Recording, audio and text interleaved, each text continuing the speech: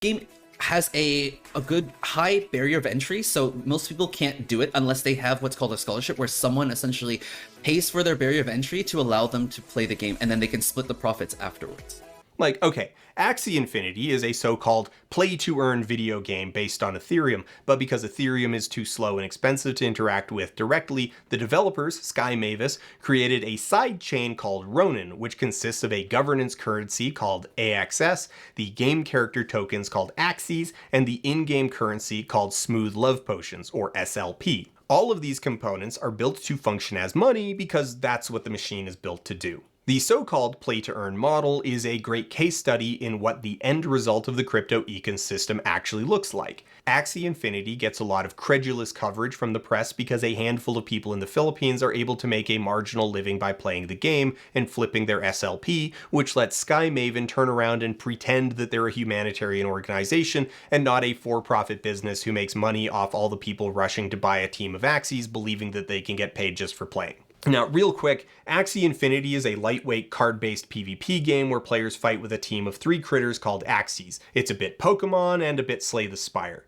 Axies have randomized attributes and are all tokenized, so if you sell an Axie, you're selling that specific Axie.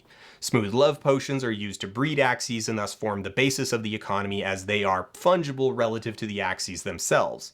Matches are either ranked or unranked, but only ranked matches entered using energy, which recharges every day, can earn SLP. The amount of energy you have to work with depends on the number of Axies in your wallet and ranges from 20 to 60.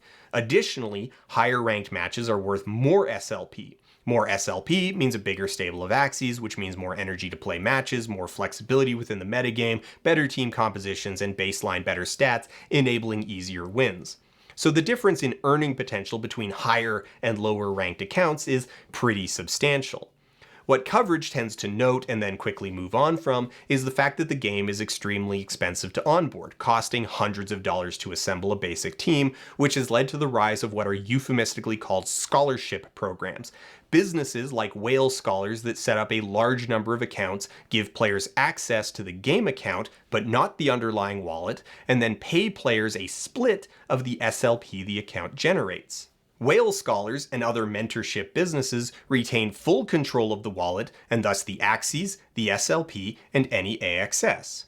It's capitalism in its rawest form. Players invest their time into grinding SLP, and then the owners take half the returns. Players get to barely make minimum wage, while the owners, who are taking 50% from dozens, if not hundreds of players, get to speculate on digital land. Look what the Whale Scholars just got.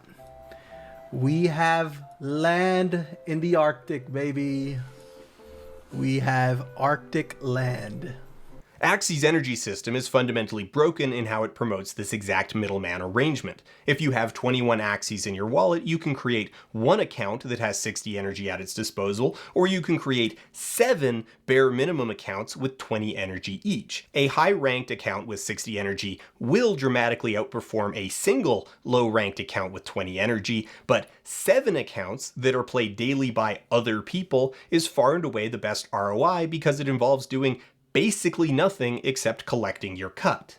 Even more illustrative, between August and October 2021, the internal economy of Axie Infinity crashed. Not absolute rock bottom, but bad enough that all but the highest ranking players fell below the average daily wage in the Philippines, with low-ranked players falling below minimum wage. Navic, a think tank and consulting firm that does deep research on game economies, has done a pretty deep and thorough analysis of the Axie economy, and in their write-up they identify the core source is psychological. Players aren't playing to play the game, they're playing to make money. They treat the game as a job and thus have little interest in the game items for their own sake.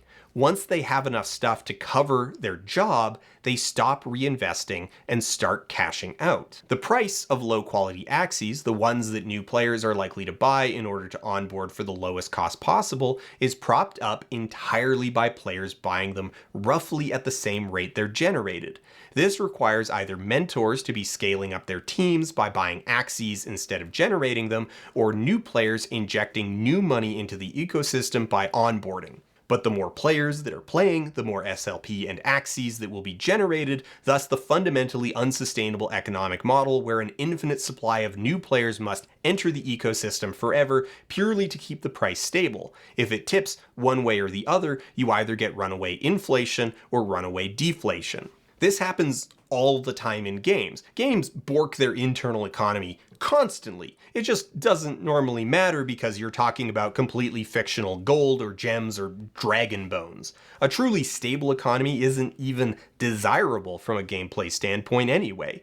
Gentle inflation ends up helping newer and more casual players by driving down the cost of things in the in-game economy, which lets those players participate and have fun. Of course, if your pitch is play to earn and not play to have fun, where the optics of buoying up the fictive valuation of your company rest entirely on the assumption that players can earn, then that's a bit of a different incentive set, isn't it? More people play Axie Infinity to try and make money than play it because it's a game they enjoy. This is a fundamental flaw in the model. If you pitch your game based on earning potential, you are going to attract people seeking to industrialize your platform faster and in greater numbers than would otherwise play. This is exactly the parasitic situation that games for decades now have been actively minimizing because it creates vicious negative externalities. If players can sell their in-game stuff, then it changes the way that they play the game. It changes the way that they optimize their playtime. Since the vast majority of games are openly a non-investment, a straight exchange of money for entertainment, also known as a purchase, players tend to optimize their playtime for intangible returns like fun, distraction, socialization, relaxation, challenge, achievement, and narrative fulfillment, with absolutely no expectation that the money and time they put in should return anything other than those things.